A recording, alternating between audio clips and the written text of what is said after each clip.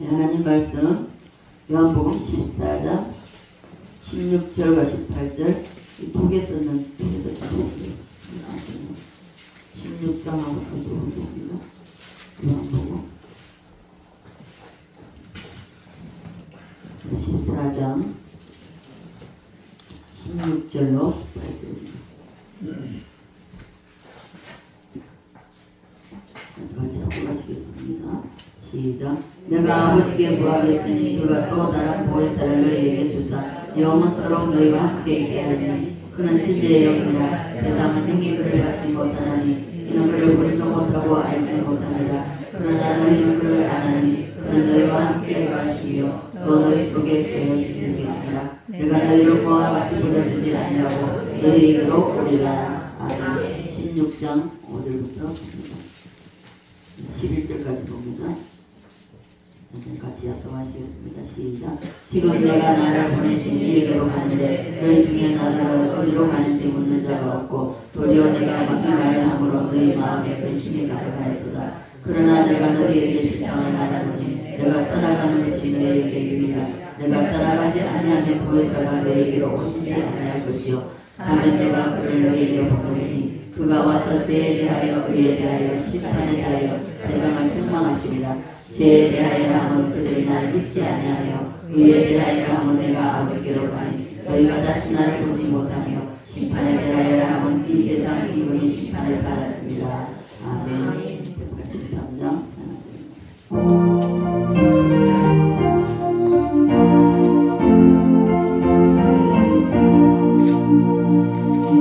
너의 마른 불같이 시들은 나의 영혼 주님이 약속한 성령 간절히 기다리네.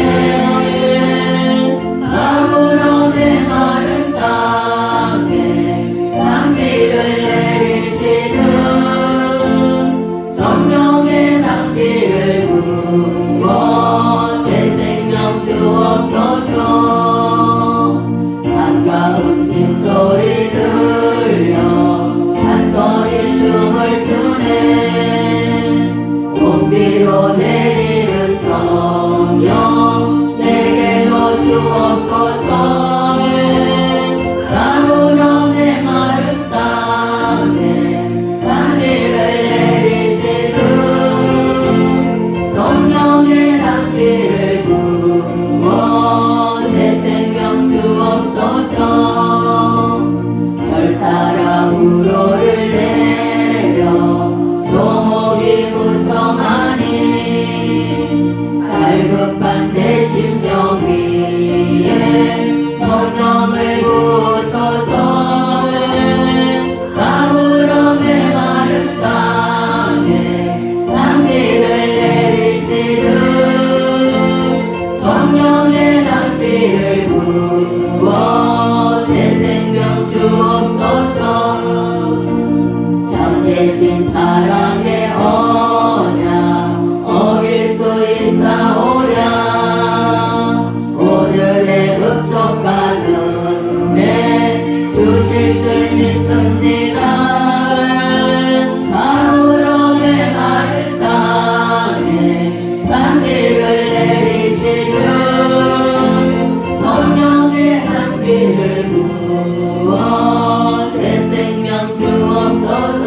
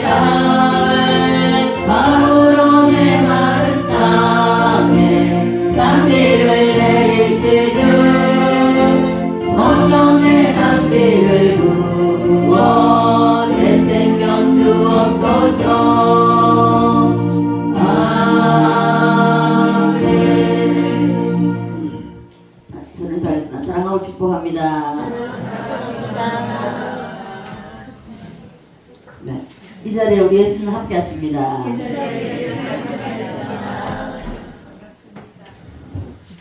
네, 여러분, 우리 전도도 설교는요 반복적인 설교인데요. 여러분 왜 반복을 하는지 저도 처음에는 이해를 못했습니다.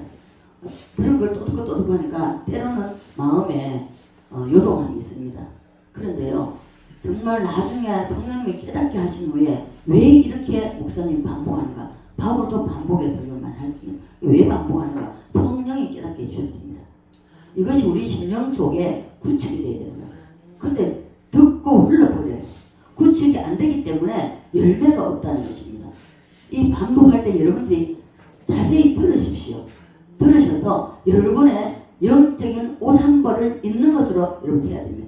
이 끝나면요, 한 데이지가 끝나면은 설교가 한 달도 가고 두 달도 가는데 여러분들이 이 설교를 들었을 때 그 설교가 끝나고 나면은 한 벌의 영적인 옷을 입으셔야 됩니다. 새로운 옷을.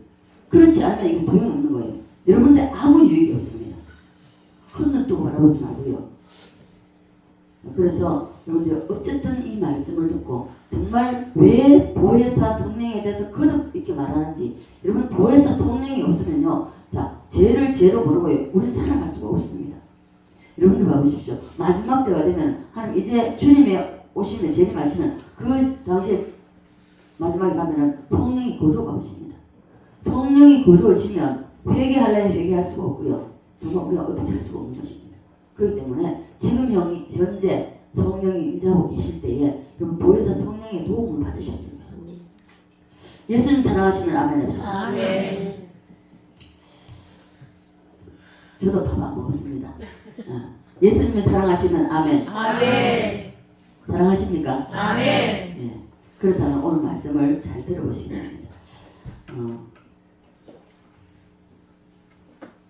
18절에 보면요, 14장 18절에 보면 내가 너희를 고아와 같이 버려두지 아니하고 너희에게는 오리라 말씀하십니다. 예수님이 떠나시겠다고 말씀하시면서 내가 떠나는 것은 내가 떠나는 것이 아니고 다시 너희에게로 오리라고 하십니다. 자, 잘 들으십시오. 자, 주님은 떠나가십니다. 떠나가시면서 예수님하고 3년 반이나 제자들하고 합숙했습니다. 함께 먹고 함께 자고 이러시면서 그러다가 떠나신다고 하십니다. 떠나시지만은 내가 너희를 고아와 같이 버려두지 않고 다시 너희에게로 온다. 제자들은 이해 못합니다. 이해 못하는 것이죠. 오늘날 우리도 동일하다는 것입니다. 그래서 내가 너희를 무엇과 같이 버려두지 않는다. 예, 고아와 같이 버려두지 않고 너희에게로 다시 온다. 자, 예수님과 함께 살다가 떠난다 그래서 어떻게 또 다시 오실까? 이해가 안 되는 것입니다.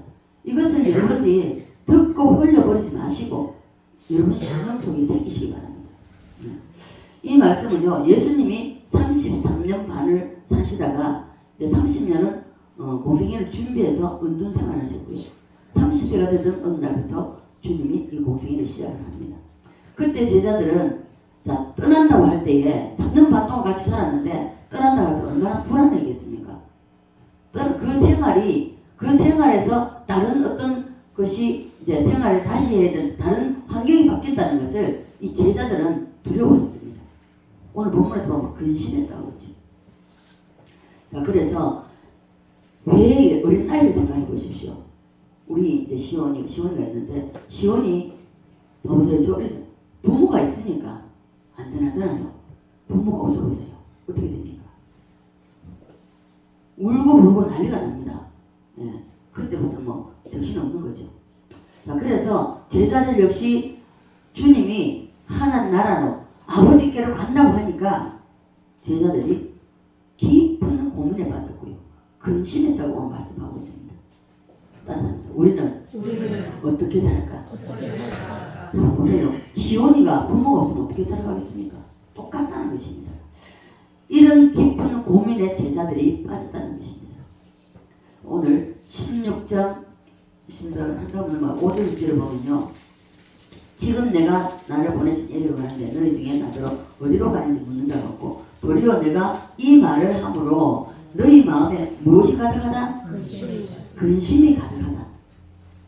이 근심은요, 주님이 제자들과 함께 살았는데 떠나시면 그 공백을 누가 채워주냐는 거예요. 이 빈자리를 누가 대신해서 채워줄 것이냐. 이것이 제자들에게 근심이 되었다는 것입니다. 자, 베드로는요, 예수님의 수제자입니다. 수제자고, 그리고 베드로는 다른 제자들이 하지 않았던 물 위를 걸었던 사람입니다. 그럼에도 불구하고 예수님의 떠나가는 그 자리를 베드로가 대신할 수 있겠습니까? 못합니다. 예수님이 3년 반을 살고 아버지께로 간다고 할 때에 제자들의 근심이 가득한 것은 당연하다는 것이죠. 어린 아이가 부모가 바로 떠나버리면, 봐보세요. 우리 뉴스를 봐도 교통사고로 인해서 다 죽고 부모 죽고 아이들만 살아남는 이런 경우도 있잖아요. 그 아이들 어떻게 살아가겠습니까? 예수님을 대신할 사람은 아무도 없다는 것입니다. 그럴 때에 우리 예수님께서 내가 아버지께로 가면 대신 채워줄 그 공간을, 내가 떠나는 그 자리를, 그 공백을 채워줄 그분이 있다. 그분을 보내주겠다. 그분이 바로 보혜사라고, 다른 보혜사라고 말씀합니다. 왜 다른 보혜사라고 말씀합니까? 예수님이 이 땅에 보혜사로 육신으로 있었다는 것입니다. 내가 보혜사가 떠나가기 때문에 다른 보혜사를 다시 너에게로 보내준다고 말씀하고 있습니다. 이 다른 보혜사, 지금 현재 운행하고 우리가 함께 하시는 그 보혜사 성령님이십니다. 그 성령님과 우리는 늘 항상 함께 하고 있습니다. 그런데 함께 하고 있음에도 불구하고 우리는 그걸 잃어버리고 살아갑니다. 잊어버리고 살아가는 겁니다. 자, 그래서 내가 떠나가는 그 자리에 다른 보혜사가 와서 내가 하는 것보다 더 많은 것으로 채워준다고 말씀하고 있습니다. 그 근심하고 있는 제자들에게 안심을 시키기 위해서 예수님은 이렇게 말씀하신다는 것입니다. 자, 여러분과 저는 예수님과 육신으로 함께 살아본 경험이 없습니다. 그러나 예수님의 제자들은 그때 그 시대에 살았던 그 제자들의 특권입니다. 우리는 육신의 예수님과 살아본 경험이 없지만은, 그러나 오늘 말씀을 여러분들이 잘 들으시면 육신의 예수님과 함께 사는 것보다 더 좋은 일이 다른 보혜사를 통해서 일어난다는 것입니다. 있습니까? 그런데 우리는 예수님의 12제자, 이 12제자가 육신의 예수님과 함께 사는 것, 그만큼 우리가 보혜사 성령이 오면 그보다 더하는 것을 우리가 경험하고 사는데, 예수님의 12제자가 육신으로 오신 이 예수님과 함께 사는 것보다 우리가 누리고 살지 못한다는 것입니다. 왜 그렇습니까? 잃어버리기 때문입니다. 보혜사가 우리가 심령 속에 들어와 계십니다. 그럼에도 불구하고 우리가 평상에 우리가 일상생활 할 때에 이 보혜사를 잃어버리고 살아가기 때문입니다. 함께 하고 있다는 것을 잃어버리기 생각조차 하지 않습니다. 자, 그래서 내가 가는 것이 예수님이 제자들에게 내가 떠나가는 아버지께로 가는 것이 너희에게는 더 유익하다고 말씀하고 계십니다. 유익이라는 이 말은 내가 너희에게 보혜사로 있었던 것보다 다른 보혜사를 보내서 너희와 함께 사는 것이 육신으로 나와 함께 사는 것보다 더 좋은 일이 일어난다고 예수님이 제자들을 위로하고 계시는 것입니다. 그런데 우리에게 더 좋은 일이 일어나지 않을 뿐만 아니라 육신의 예수님과 사는 것보다 더 못하다는 것입니다. 못한 삶을 살아가는 것이죠. 저는 이제 모르겠습니다. 전 목사님만큼 레벨이 안 되죠. 맨발 벗고 따라가기도 못 따라가죠. 그러나 저에게 지금까지 살아오면서 제가 영적 나이가 44입니다. 44년 동안 예수를 믿으면서 지금까지 오면서 하나님이 어떤 때를 그렇습니다. 주님 왜 나에게 이렇게 하십니까? 그러니까 받는 것이, 하나님부터 받는 것이 너무나도 벅차기 때문에, 너무나도 많기 때문에 제가 오히려 주님한테 묻습니다. 왜 저에게 이렇게 하십니까? 저는 주님한테 한 것이 없는데 왜 저에게 이렇게 넘치도록 하십니까? 제가 반문합니다. 그것은요, 항상 보혜사를 의지하기 때문입니다. 저 자신은 아무것도 아닙니다. 아무것도 아니기 때문에 저 자신에게 나는 아무것도 아니라는 것을 내가 항상 염두에 두기 때문에 나는 주님이 없으면 못 살아갑니다. 성령님이 없으면 나는 못 살아갑니다. 전 성령님이 없으면 수가 없습니다. 늘 고백합니다. 오늘 우리 모두는 보혜사 성령님과 함께 사는 놀라운 역사가 일어나기를 바랍니다. 여러분, 이 성령님을 전적으로 의지해 보십시오. 굉장히 세밀하게 살피십니다. 보십시오. 제가 문득 여러분들에게 개인적으로 던지는 말도 소홀히 듣지 마십시오. 제가 이번에 이병호 목사님 오셨을 때 단 한마디도 여러분에 대해서 한 말 없습니다. 특별히 우리 그 무자 권사님에 대해서 한마디도 한 적이 없습니다. 환자들에 대해서 한마디도 한 적이 없습니다. 근데 대화하면서 기도받기 전입니까? 기도받고 났습니까? 대화하면서 필사하라고 했습니다. 제가 먼저 필사하라고 이야기했거든요. 평소에 저는 이제 대화하다가도 돌아서고 그 사람 위해서 기도하면 기도 그대로 나오는 거예요. 그래서 내가 한 말을 왜 내가 입으로 기도하지? 제가 놀랄 때가 있거든요. 성령이 왜 전적으로 성령님을 의지하기 때문에 저는 눈을 뜨면서 성령을 의지합니다. 오늘도 눈 뜨게 해주신 주님 감사합니다. 오늘 하루도 주님과 동행하는 삶을 살게 해달라고. 행여라도 내가 잠시라도 잃어버릴까 싶어서 그럴 때는 성령이 나를 터치해달라고. 그래서 우리는 14장 16절을 보면요. 자, 내가 아버지께 구하겠으니 그가 또 다른 보혜사를 너희에게 주사 영원토록 너희와 함께 있게 하리니 라고 말씀하고 있습니다. 자, 16장 7절을 보면요. 16장 7절에 그러나 내가 너희에게 실상을 말하노니 내가 떠나가는 것이 너희에게 유익이라.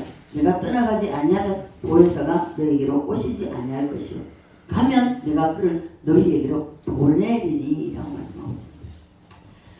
왜 예수님 자신이 떠나는 것이 유익이라고 하셨는가 하는 것입니다. 예수님 떠나지 아니하시면 보혜사가 오시지 않기 때문에, 그래서 오히려 떠나면 보혜사가 다시 오시기 때문에 더 유익하다고 주님이 말씀하신 것입니다. 그래서 우리가 육신의 예수님과 함께 사는 것보다 다른 보혜사인 이 성령님과 함께 사는 것이 더 유익함을 예수님이 직접 말씀하셨습니다. 저는 시시때때로 놀랍니다. 왜 놀랐냐면요. 제가 누구와 대화하든지 상관이 없습니다. 우리 교인들이 아니라도 마찬가지입니다. 누군가와 대화하다가 대화를 하고 돌아서 가지고 저 자신이 놀랄 때가 많아요. 아, 내가 한 말이 아니구나. 성령님이 나로 하여금 그 사람의 노동을 아시고 그 사람에게 던지는 말씀이구나. 제가 이걸 깨달을 때가 한두 번 아니었습니다. 그 깨달을 때는 저 자신도요, 소스라치게 놀랍니다. 자, 그래서 우리가 잊지만 정말 우리 삶 속에서 반드시 여러분이 의지적으로도 성령님을 자꾸만 되뇌십시오. 순간순간. 그렇게 할 때에 성령님이 정말 우리 머리털까지 세심받으신 주님이십니다. 다 아세요. 에스겔 36장에 보면은 너희가 구하지 않아도 된다. 다 아신다 했습니다. 다 아시지만은 그러나 너희가 구하여야 할지니라. 믿습니까? 우리 입술로 구해야 된다. 그래서 이 말씀 여러분들이 깊이 묵상하시고 우리가 예수님의 육신의 예수님과 함께 살았던 그 12제자 120문도 500의 형제가 있지 않습니까? 그때 그 사람들보다 더 좋은 일이 우리에게 일어난다고 주님께서 말씀하십니다. 이 일어나는 것을 여러분들 경험하시기 바랍니다. 자, 그래서 저는 예수 믿고 지금까지 살아오면서 보혜사 성령님의 도우심과 보호하심과 인도하심 전적으로 인도하시러 오셨습니다. 지금까지 오늘도 마찬가지입니다. 이것을 계속 경험하고 살아왔습니다. 찬송 부를 때에, 말씀을 읽을 때에, 말씀을 들을 때에, 말씀을 선포할 때에 답니다. 성령님이 도우심이 없이는 저는 못합니다. 누구보다 제 자신을 알기 때문에 성령님의 도우심이 없으면 저는 아무것도 못합니다. 그래서 무엇을 하든지 보혜사 성령님의 도우심이 제 생명입니다. 오늘 여러분에게도 이 보혜사의 도움이 나타나시기를 간절히 소원합니다. 그래서 예수님이 이 땅을 떠나시려 할 때에 제자들이 근심했다고 했잖아요. 얼마나 섭섭하겠습니까? 그거는 이런 말할 수가 없는, 표현할 수가 없는 것입니다. 자, 어느 날 갑자기 떠나버린다 해도 충격이 되겠지만은 떠나신 전에 자꾸 떠난다 할 때 매일같이 눈만 뜨면은 눈 뜨기 싫어가지고 그 소리 듣기 싫어서 눈 뜨기도 싫을 거 아닙니까? 제가 그래서 처음 주님을 만났을 때에 정말 황홀했습니다. 눈만 감으면요 잠만 들면은 천사들과 함께 밤새도록 하늘 날아다녔습니다. 하늘 날아다니다가 그리고 새벽 4시 반 되면요 댕그렁댕그렁 옛날 종소리 이 치는 종소리 땡기는 거 있잖아요. 이 종소리가 제 귀에 들립니다. 그 종소리 듣고 깹니다. 시계가 없었어요. 왜요? 아무것도 없이 시작했기 때문에. 제 신혼에는요 아무것도 없이 이불 한 채, 밥그릇 2개, 숟가락 2개, 밥솥 한 개 가지고 시작했습니다. 시계 하나 없었습니다. 그 흔한 전자시계도 하나 없었습니다. 그렇기 때문에 아무것도 없었기 때문에 그래서 하나님이 그때 전적으로 저에게 그렇게 해서 새벽기도 가게 만드셨고 새벽기도 가면 딱 10분 전입니다. 어떤 때 좀 빨리 가면은 15분 전. 이래가지고 그렇게 다니다 밤새도록 그렇게 다녔고요. 그리고 그것이 좀 지나고 나니까 하나님께서 그 다음부터는 하나님이 말씀으로 그러니까 여러분들이 자 가장 위험할 때가 언제냐? 본다 듣는다 할 때 가장 위험합니다. 본다 듣는다 할 때에 보는 것 듣는 걸 자랑하지 말고 말씀으로 들어가시기 바랍니다. 하나님께서 저를 그렇게 인도하셨습니다. 보혜사 성령님을 의지하게 되면 전적인 도움을 받습니다. 전적인 인도를 받습니다. 여러분 내가 잘났다, 내가 똑똑하다, 성령이 전혀 개입하지 않습니다. 자 그래서 내가 가고 없는 공백을 다른 보혜사인 성령님을 보내서 채워주신다고 주님이 말씀하십니다. 있습니까? 그래서 보혜사와의 관계가 바르지 못하면 영적으로 고아와 같다는 것을 주님이 말씀하시는 것입니다. 영적으로 뭐가 된다고요?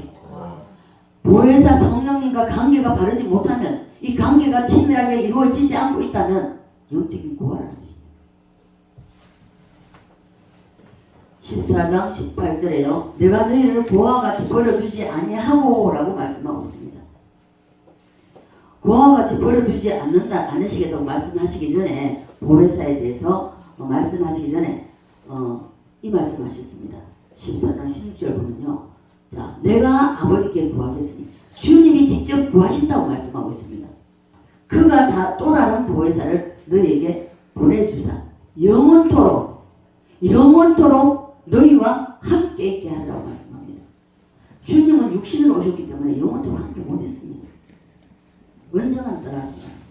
자, 떠나가시지만 내가 떠나고 없는 그 자리에 다른 보혜사 성령님을 보내서 너희와 영원토록 너희가 이 땅에 살면서 죽을 때까지 영원토록 함께 그 죽은 후에도 함께 한다는 것입니다. 영원토록 함께 하시라고 말씀합니다. 자, 보혜사를 알지 못하는 사람은요 영적인 고아와 같습니다. 영적 고아입니다. 오늘날 영적 고아 많습니다. 이 땅에서 불쌍함의 단어들이 많이 있습니다. 그죠? 많이 있는데 가부라는 단어도 있고요. 가부라는 단어도 성경에 있는데 기록되어 있는데 우리 그 가부된 사람 삐치지 말기 바랍니다. 우리 장모사님밖에 없네요. 그죠? 삐치지 마시면 가장 가까이 계십니다. 고아 가부 하면 또 성경에 신구약에 많이 나와 있습니다. 기록되어 있습니다. 자, 그래서 보혜사를 알지 못하는 사람은 영적인 고아입니다. 그래서 또 이 단어들이 많죠. 거지도 있고 여러 가지 불쌍한 단어들이 많이 있습니다. 많이 있지만 고아라는 말의 뜻은요. 인간이 이 땅에서 살면서 가장 슬픈 사건이 바로 고아입니다. 가부는 어른이기 때문에 그래도 자신이 움직여서 노력하고 이래서 먹고 살 수 있습니다. 그죠? 그러나 예를 들어서 시온이가 고아가 됐다 생각해 주십시오. 시온이라고 시온이 어린 나이에 고아가 됐다 생각합니다. 제가 어릴 때 그 교회에 나갔습니다. 고시층에 있었는데 교회 나갔 그때는 뭐 전쟁 끝나고 6.25 끝나고 난 뒤라서 굉장히 고아들이 많았어요. 거지들도 많았고. 그리고 학교를 가거나 어디 나가다가 거지가 보면 어른은 몰라요. 어른은 내 눈에 안 들어왔으니까. 어린 아이들이 거지로만 사는 고아로 사는 길거리인데 어떤 게 깡통에 들고 다니면서 이걸 보면요 제가 지나가지 못했어요. 내 눈에 딱 보이는 순간에 그 아이가 내 눈에서 사라질 때까지 그걸 보고 울었어요. 울면서 그 어린 마음에 제가 뭐라고 했냐면은 주님, 내가 이 다음에 커서 어른이 되면 내가 구원을 하겠습니다. 그런데 하나님 그걸 주시는 게 아니라 하나님이 교회를 해서 내가 목회자로 설정해 주셨어요. 자, 그래서 그런데 이제 이 어린 나이에 고아가 되면 어떻게 됐습니까? 자기 문제를 자기가 해결했는데 자기 해결할 수 없잖아요. 그런데 예수님 보혜사 성령을 모르고 사는 사람을 고아라고 말해요. 영적 고아입니다.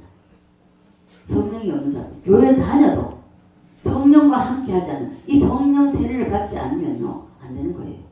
물론 거듭난 성령에 있습니다. 거듭난 성령으로는요, 이 거듭났다는 것은 죽은 영이 깨어났다는 것입니다. 깨어나면 자라야 되지요. 말씀과 찬양과 기도로 자랍니다. 그렇기 때문에 자라지 못하면 안 되죠. 자라지 못하면요 힘을 발휘하지 못합니다. 힘이 없어 능력이 없어. 죄를 이길 힘도 없고 세상을 이길 힘도 없고 힘이 전혀 없어요. 그래서 우리 모두는 보혜사 성령님과 관계가 달라야 된다는 것입니다. 하나님의 눈으로 볼 때에 성령님, 보혜사 성령과 관계가 친밀하거나 이 관계가 바르지 못한 사람은 영적 고아로 보십니다. 여러분이 고아가 되면 저는 뭐가 됩니까? 네, 뭐가 되죠? 고아원 원장이 되는 것입니다. 여러분 저는 고아원 원장 되기 싫습니다. 네. 옆 사람은 인사합시다. 목사님을 고아원 원장 만들지 마십시다. 저를 고아원 원장 안 만들려면 여러분이 성령 세례 세게 받아야 됩니다. 네. 조금 받으면 안 되고요. 충분히 받아야 됩니다. 어설프게 받아놓으면요 사람 잡습니다. 왜 그러냐면 어설프게 받아놓으면요 뭐 좀 해 듣고 좀 해 본다 하면 막 그것을 가지고 우울감을 가지고 너는 내보다 못해. 내가 그 위에 있어. 영적 교만 무섭습니다. 왜냐면 제가 직접 교만을 하거든요. 그 영적 교만은 굉장히 무섭습니다. 왜 루시엘이 하나님의 대적자가 됐습니까? 루시퍼가 됐습니까? 교만이잖아요. 무서운 겁니다. 조금 받으면 안 되고 충만히 흘러 넘쳐야 된다는 것입니다. 그래서 온전히 성령님을 의지하고 살아야 됩니다. 자, 오늘날 한국교회에 많은 성도들이 고아가 너무 많습니다. 많은 것은 보혜사의 혜택을 받지 못하기 때문입니다. 자, 보혜사의 혜택을 받지 못하고 있기 때문에 우리는 회의를 하고 이 사람들은 다 영적 고아입니다. 교회는 다니지만 영적 고아입니다. 자, 유다서에 보면요 유리한 별들이 많다고 그랬습니다. 유리한 별이 되면 안 됩니다. 오늘날 보십시오. 교회에 등록을 하는 것은 그 사람이 호적하는 것 같습니다. 그런데 교회를 이리저리 떠돌아다녀 여기 가보니까 이래서 안 되고 저기 가보니 저래서 안 되고 아무개가 보기 싫어서 안 되고 아무개가 뭐 어째서 안 되고 아무개 권사 같고 아무개 집사 같고 장로 같아서 이거 유리한 별입니다. 성령님이 책임지지 않습니다. 영적 고아의 특징은요 자신이 고아인 줄 모르는 것입니다. 모르고 우울감에서 교만한다는 것입니다. 우리 교회는 고아원 되면 안 됩니다. 믿습니까? 예수님이 내가 아버지께로 가는데 너희들이 내가 보니까 너희들이 마치 부모 잃은 고아와 같다는 것입니다. 주님 보실 때 우리는 그런 사람 되면 안 됩니다. 그러나 너희들은 결코 고아로 내버려 두지 않고 나를 대신해서 다른 보혜사를 너희에게 내가 보내준다. 내가 너희와 함께 있는 것보다 더 좋다. 더 좋은 일이 일어난다. 이렇게 말씀하시는 것입니다. 그분이 바로 성령님이라는 것입니다. 그분이 오시면 너희 속에서 너희와 함께 하기 때문에 고아가 되지 않는다고 말씀합니다. 자, 예수님은 육신과 육신으로 만나야 됩니다. 그러나 성령님은요, 보혜사 성령님은 우리 심령 속에서 우리가 가장 밀접한 관계, 그 누구도 부부 관계도 그보다 밀접하지 못합니다. 우리 성령님은, 우리 주님은 우리와 함께하는 것입니다. 내가 예수 안에, 예수가 내 안에 이렇게 된다는 것입니다. 가장 밀접한 관계가 되는 것이죠. 우리가 현실 속에서 고아에 대해 잘 알고 있지는 않아요. 그러나 여러 말 할 필요가 없다는 것입니다. 먼저 고아는 의식적 문제가 이거 벌써 걱정했잖아요. 저런 아이들이 어린 아이들이 고아가 되어 보십시오. 어떻게 살겠어요? 저는 이 어릴 때 눈으로 그걸 너무 많이 봐가지고요. 정말 불쌍합니다. 그 고아들이요. 그 아이가 모습이 없어질 때까지요. 안 보일 때까지 저는 그 쳐다보고 서서 울었다니까요. 자, 그래서 고아는 뭘 먹어야 되며 무엇을 입어야 되며 어떻게 살까? 굉장히 고민이죠. 부모가 없기 때문에 자기가 스스로 해결해야 되잖아요. 그래서 보호해 줄 사람이 없다는 것입니다. 우리가 1년 중 한 번은 가슴 뭉클한 은혜의 눈시울이 뜨거워지는 날이 있는데 그 날이 무슨 날입니까? 아무도 모릅니까? 문제입니다. 우리가 주님의 은혜를 받기 전에 누구의 은혜를 받습니까? 부모님의 은혜잖아요. 주여 아버지 큰일 났습니다. 부모님의 은혜 안 받은 사람 있습니까? 부모가 있기 때문에 우리가 이 자리에 있는 것입니다. 자, 그래서 우리가 이 부모님의 은혜를 잊으면 안 된다는 것입니다. 1년 중에 5월달 가정의 달이죠. 가정의 달에 찾아오는 것이 어버이날입니다. 죽을 때까지 갚는다 해도 갚을 수 없는 은혜를 부모로부터 받았습니다. 있습니까? 네. 자, 우리가 하나님의 은혜를 받기 전에 이 부모님의 은혜를 먼저 받는다는 것입니다. 근데 이 부모님의 은혜도 모르는 오늘날의 배은망덕한 이런 자들이 얼마나 많습니까? 돈 요구하는데 돈 필요한 돈 요구하는데 돈 안 준다고 찔러주고 장로 아들인데도 권사 아들인데도 불구하고 미국에 유학 가 있다가 자기가 원하는 이 도박에 빠져가지고 거짓말을 하면서 돈을 요구합니다. 처음에는 보내줬습니다. 좋고. 근데 아무래도 이상하다 싶어서 가까이 그 아이를 만날 수 있는 사람을 통해서 물어보니까 도박 거짓말. 돈을 안 보내줬습니다. 온다 소리도 하고 날아갔습니다. 와가지고 돈 요구할 안 주니까 다 죽여버렸습니다. 그 사건 뉴스 났잖아요. 이러한 부모의 은혜도 모르고 오늘날에 정말 엄청난 무서운 세상을 만났습니다. 그래서 하나님께서 보시니 부모에게 은혜를 받았는데 한 번도 그 은혜에 대해 감사할 줄 모르고 생각도 안 한다면 하나님께서 보실 때에 하나님께서도 마찬가지라는 것입니다. 아, 은혜를 받아도 은혜를 모르는구나.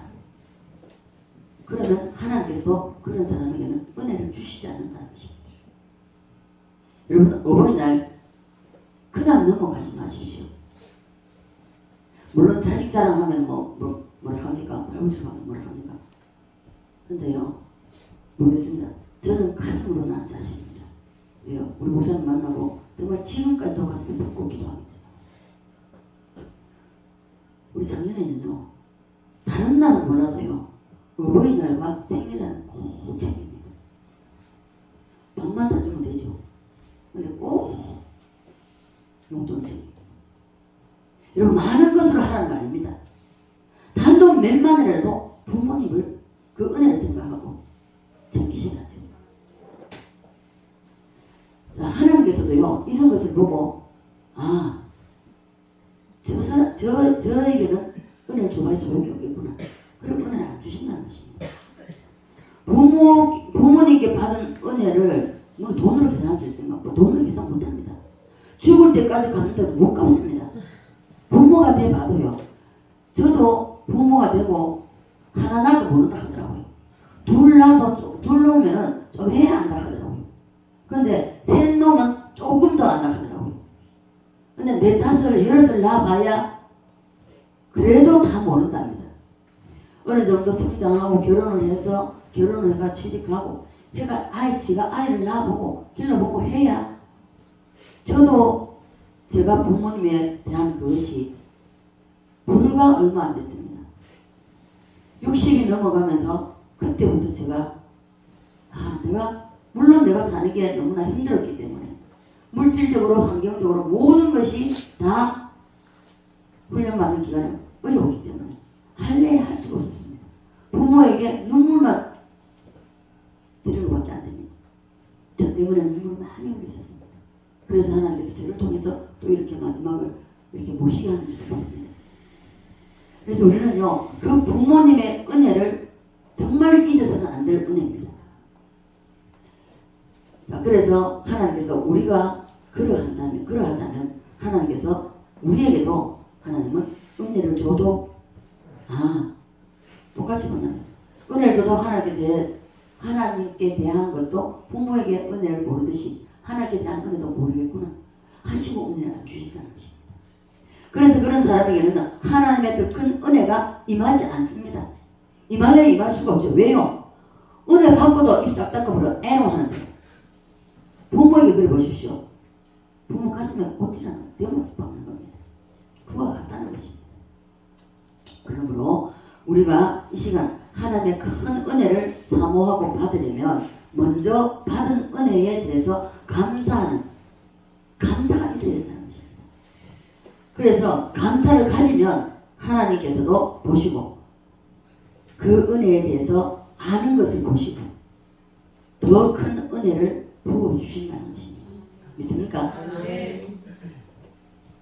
물론 한 사람을 누군가 지적해서 죄송합니다. 우리 장모사님이 월시어머님 모시면서 끝까지 따로 살면 멀리 살면서도 좀 그 하는 거 보면 대단해서요. 쉽게 따라갈 수 없는 겁니다. 그럼에도 불구하고 다른 자녀들은요 안 모셔도 돼요. 신경 안 써도 됩니다. 장모사님 안 써도 돼요. 그럼에도 불구하고 돌아가실 때까지 그랬는데 어떻습니까? 그 형제들이 그 돈 몇 푼 되지도 않는 돈 예를 들어서 억만장자라 가지고 대단한 죄를 깔아서 재산을 가졌으면 그런다는데도 또 이해가 돼요. 그것도 아니고 돈 조금 있는 그거 가지고 어떻게 그렇게 자기네들은 부모한테 그렇게 신경 안 써놔놓고 그렇게 끝까지 모신 장모사님이 저도 막 화가 나더라고요. 그럴 수는 없는 것입니다. 그래서는 안 되고요. 그래서 우리는 은혜를 모르면 안 된다는 것입니다. 따라서 합니다. 은혜를 압시다. 부모님의 은혜를 압시다. 우리는 돈으로 계산할 수 없는 혜택을 부모님으로부터 받은 적이 있습니다. 다 받으셨죠? 네. 부모님께 받은 은혜를 생각하지도 않고 감사할 줄도 모르면 하나님께서 보실 때 악한 자를 보신다는 것입니다. 왜 그러냐면요. 하나님께도 그렇게 할 수밖에 없다고 보시기 때문입니다. 사람에게 감사할 줄 모르는데 하나님께 감사하겠습니까? 안 한다는 것이죠. 부모님의 은혜를 모르면 체질적으로 악하다고 보십니다. 그래서 우리는 하나님께 악한 체질로 보여서는 안 된다는 것입니다. 하나님께 신용을 얻기 위해서 부모님의 은혜를 기억합시다. 옆 사람하고 인사합시다. 하나님께 신용을 얻읍시다. 자, 하나님께 신용을 얻는 것이 무엇이라고요? 자, 육신의 부모님에게 은혜를 받는 겁니다. 신용을 쌓는 길이 하나님께 이 신용을 쌓는 길이 부모님의 은혜를 기억하는 것입니다. 하나님 보실 때 기본이 됐구나 이렇게 보신다는 것입니다. 그리고 하나님과 부모님과 때로는 충돌하는 것이 일이 일어날 수가 있습니다. 일이 일어날 때에 예를 들어서 부모님보다 나이 드신 부모님들 그렇거든요. 연세가 예를 들어서 90이 되고 90 이상이 되고 아들이 60이 넘어가도 70을 바라봐도요. 그건 자식일 수밖에 없어요. 그렇기 때문에 월요일부터 토요일까지 막 열심히 일했다 칩시다. 직장 가서 일했으면 또 주일날 새벽까지 일어나 새벽기도 갔다 오고 또 막 주일날 간다고 해서 야야야야 좀 쉬어 교회 가지 말고 좀 쉬어. 이게 하나님과 부모님과 이게 의견이 충돌되는 겁니다. 이럴 때는 물론 여러분 같으면 뭐 이제 교회 가야죠. 예배 드리러 가야죠 하겠죠. 가야죠 하는데 근데 어떤 부모들은요 제가 간증드는 겁니다. 농사 지으면서 소도 기르고 이러면서 열심히 일하다가 주일날 교회를 가려고 나서니까 바지가랑이를 잡고 쉬어라고 하루도 쉬는 날부터 쉬어라고. 그러니까 하루 종일 교회 가서 또 있다가 저녁 때가 오고 저녁 그때 저녁에 있을 때니까 저녁 예배 들고 이리 오니까 바지가랑이 오고 그래서 뜯어 말리고 시간이 좁고 하니까 뜯어 말리고 우는 부모님을 뒤로하고 교회 갔다는 간증을 들었습니다. 여러분 하나님과 의견 충돌되면 반드시 하나님의 법을 따라야 된다. 하나님께 순종하기 위해서 예배에 가야 된다는 것입니다. 여러분 우리 모두가 부모님께 받은 은혜가 큽니까 작습니까? 그렇죠? 자 그렇기 때문에 그것의 10배, 1000배, 만배, 억만배 그 이상 헤아릴 수 없는 은혜가 준비된 것이 바로 다른 보혜사입니다. 성령님의 은혜입니다. 하나님의 은혜입니다. 여러분 욕심 나십니까? 네. 그렇다면 성령님을 전적으로 의지하십시오. 그리고 부모님의 은혜를 잊지 마시기를 바랍니다. 보혜사는 헬라어로 파라크리토스라고 말씀드렸습니다. 이 파라크리토스는 인도자, 보호자, 후견인, 양육자 이 외에도 많은 뜻이 있습니다. 뜻이 있는데 한국말로 3가지로 함축해서 보혜사라고 말씀드렸습니다. 따라서 보호하시고, 은혜 주시고, 가르치시고. 자, 이것이 파라크리토스입니다.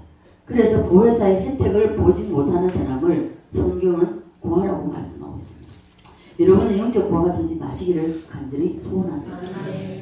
자, 그러면 보혜사의 도움을 받고 누리는 자가 다 되시기를 바랍니다. 무엇으로부터 보호해 주시는가? 지난주 말씀드렸죠. 무엇으로부터 보호해 주시죠? 마귀 사탄으로부터 보호해 주십니다. 오늘 우리가 이 자리에 앉아 있을 수 있는 것, 예배 드릴 수 있는 이것도 보혜사의 도움입니다. 하나님의 성령이 이끌지 아니하시면 이 자리에 올 수 없다고 말씀했습니다. 그래서 우리가 보혜사와 친하게 지내는 것이 친하게 지낼 수 있는 지혜가 필요합니다. 그 지혜가 바로 늘 성령님을 의지하는 겁니다. 그리고 의지적으로도 좋은 것은 여러분 습관을 기르십시오. 나쁜 것은 정말 단호히 버려야 됩니다. 좋은 습관은 여러분은 의지적으로도 여러분 스스로도 자꾸 노력을 하셔야 됩니다. 노력을 해서 그 좋은 습관을 여러분 가지시길 바랍니다. 의지적으로도 성령님과 자꾸 대화하십시오. 자, 제가 평소에 그러십니다. 개인적으로 할 때도 그렇고요. 자꾸 왜 삶 속에, 생활 속에서 누군가와 대화하고, 만나서 대화하고, 그리고 잠자는 시간, 밥 먹는 시간 빼놓고, 왜 방언을 여러분 내가 생활을 하라고 합니까? 이 성령님과 친밀한 관계를 유지하기 위한 것입니다. 항상 여러분이 성령님과 친하게 지내기 위해서는 이것을 해야 돼요. 생활 속에서 습관처럼 여러분 방기도록 하십시오. 그래서 친밀한 관계를 이루시기를 바랍니다. 구원을 비롯해서 한없는 은혜를 부어주시는데 하나님은 구원을 계획하시고 예수님은 이 구원을 이루신 분입니다. 따라서 하나님은 계획하시고 예수님은 이루시고 있습니까? 자, 하나님이 계획하시고 예수님이 이루신 이것을 우리에게 쏟아 부어 주시는 분, 적용하게 하시는 분, 이분이 바로 보혜사 성령님이시라는 거예요. 있습니까? 자, 하나님이 계획하시고 이루신 것을 우리에게 쏟아 부어 주시는데 이것을 여러분이 욕심을 내셔야 돼요. 저는 세상 욕심이 굉장히 많았습니다. 왜냐하면은 친정 아버지가 저를 그렇게 저 혼자를 갖다 감싸 안았기 때문에 누구도 못 건드리게 했기 때문에 우리 형제들 중에서요 아버지가 오시면 저는 대장입니다. 그 정도로 말도 안 하고 지냈지만은 그렇게 했는데 그 사랑 아버지 받은 사랑 때문에 그런지 모르겠지만 저는 성령이가 항상 같이 합니다. 왜요? 내가 입 벌어져 하는 게 저하고 같이 있어 보면 압니다. 주님, 아버지, 주여. 제가 항상 이거죠. 그러다가 저 혼자 있으면 항상 기도합니다. 성령으로. 그리고 방언으로 기도하고. 그리고 찬양하고. 항상 이렇게 다니거든요. 저 혼자 다닐 때. 그래서 우리는 무엇보다도 성령님과 친밀한 관계, 깊은 관계를 이루셔야 된다는 것입니다. 그래서 우리는 날마다 눈을 뜨는 그 순간부터 하나님께 감사하고 오늘도 눈을 뜨게 하시는 하나님께 감사하고 감사로 하루를 시작해서 감사로 하루를 마치시는 그런 사람이 되시기를 간절히 바랍니다. 자, 우리가 하나님이 계획하시고 예수님이 이루신 이것, 하나님이 섭리하시고 예수님이 십자가에서 이루신 이것을 우리 가슴에 쏟아 부어주시는 분이 보혜사 성령님이십니다. 그래서 보혜사의 도움이 없으면 하나님의 섭리하시고 예수님이 이루신 이것이 우리에게 혜택이 안 옵니다. 이것을 우리가 친밀한 관계를 이루어졌을 때에 우리는 이 땅에서도 누리고 살아갈 수가 있다는 것입니다. 있습니까? 보혜사가 적용시켜 주시는 때문에 우리는 보혜사 성령과 친밀하게 지내야 한다는 것입니다. 성령과 친하게 지냅시다. 다시 한번요. 앞뒤로. 성령과 친하게 지냅시다. 친하게 지내시기 원하십니까? 네. 늘 항상 의지적으로도 여러분 의식적으로도 자꾸 변해주십시오. 가깝고 친밀하게 살아야 됩니다. 이해가 되십니까? 네. 그리고 보혜사는 우리를 가르치신다고 했습니다. 예수님이 보혜사가 예수님 보혜사 예수님이 첫 번째 보혜사 오셔서 제자들과 함께 하면서 제자들이 묻는 모든 것을 막힘없이 다 말씀해 주셨습니다. 그렇기 때문에 이 보혜사가 우리와 함께 한다면 모든 것을 가르쳐 주십니다. 가르쳐 주시는데 그럼 무엇을 가르쳐 주시는가? 자, 16장 18절에 보면 나오죠. 18절 16장 5절 8절 자, 8절 9절 자, 8절부터 9절 시작. 그가 와서 죄에 대하여 의에 대하여 심판에 대하여 세상을 책망하시리라. 죄에 대하여 하면 그들이 나를 믿지 아니하며 의에 대하여 하면 내가 아버지께로 가서 너희가 나를 8절입니다. 그죠? 그가 와서 죄에 대하여 의에 대하여 심판에 대하여 책망하신다고 말씀하고 있습니다. 이 세 가지를 가르쳐 주신다고 말씀하고 있습니다.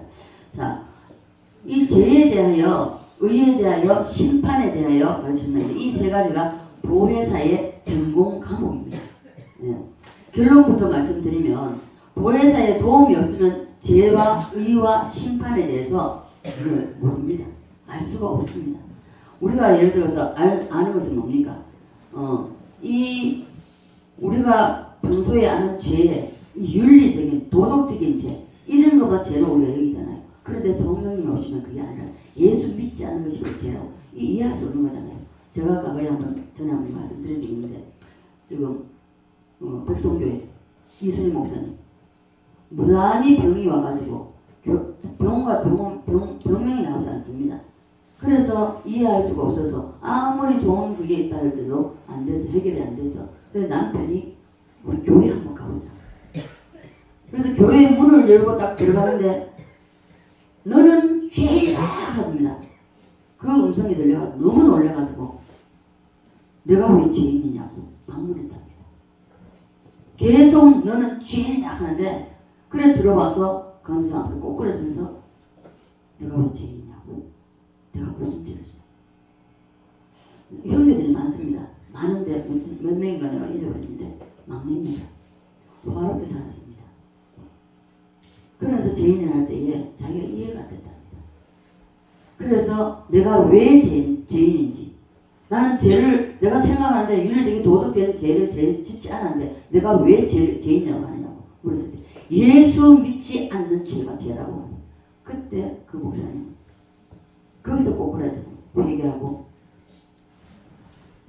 회복하고 병원에서 병명도 나오지 않은 그 병이 싹 사라졌다는 거죠.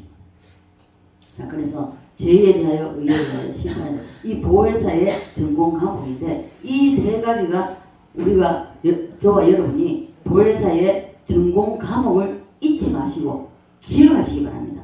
보혜사의 도움이 없으면요 인간의 죄가 무엇인지 모릅니다. 알 수가 없습니다. 방금 말씀드린 윤리적인 도덕적인 이런 것밖에 모르는 것이죠.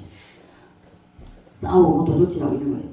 죄를 가르쳐주는 각도가 다르다는 것입니다. 성령님께서 우리가 생각하는 죄가 아니라 제일 큰 죄의 사건 하나님과의 관계의 죄를 가르쳐 주신다는 것을 말씀해 주고 있습니다. 죄에 대한 개념이 달라지는 것이죠. 우리가 일상에서 짓는 죄 아닙니다. 이건 물론 죄죠.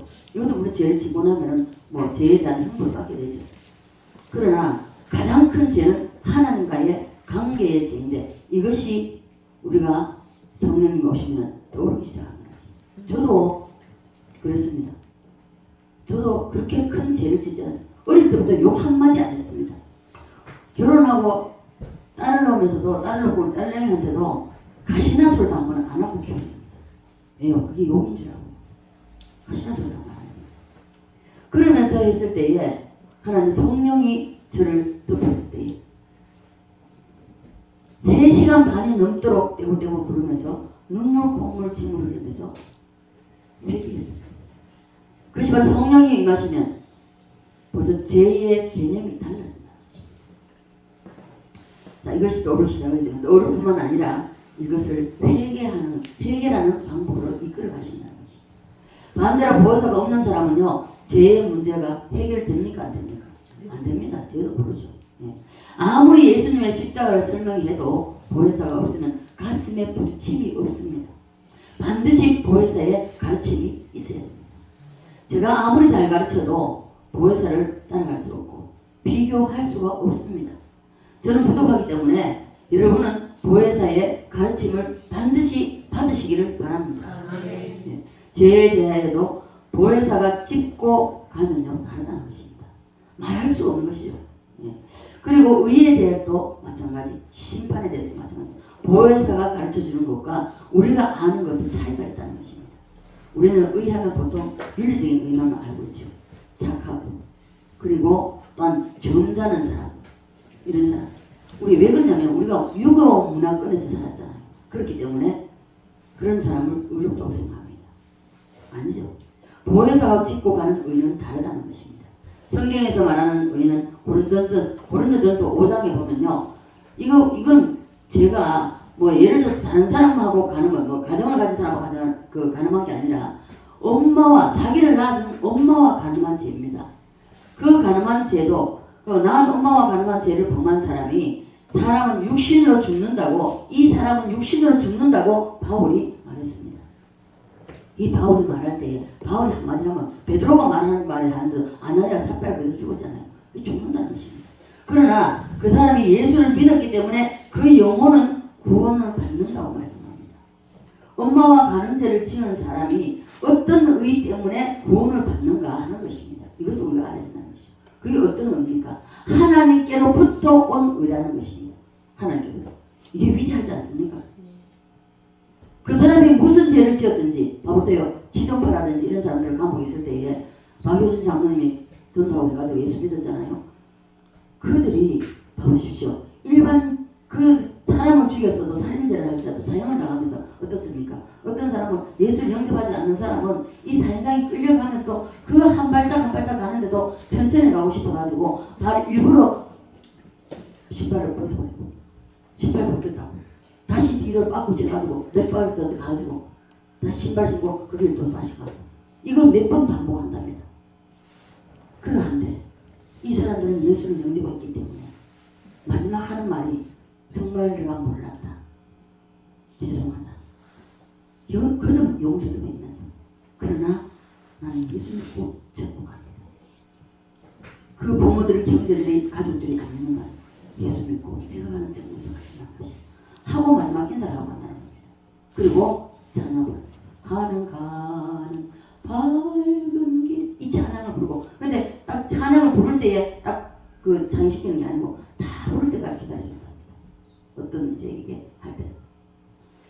그렇기 때문에 반드시 성령님이 오시지 않으면 이 죄에 대하여 이게 다르다는 것입니다. 개념이 다르다는 것입니다. 그리고 회개할 수가 없습니다. 왜요? 죄에 대한 걸 모르기 때문에. 저 역시 죄를 안 짓다고 생각했습니다.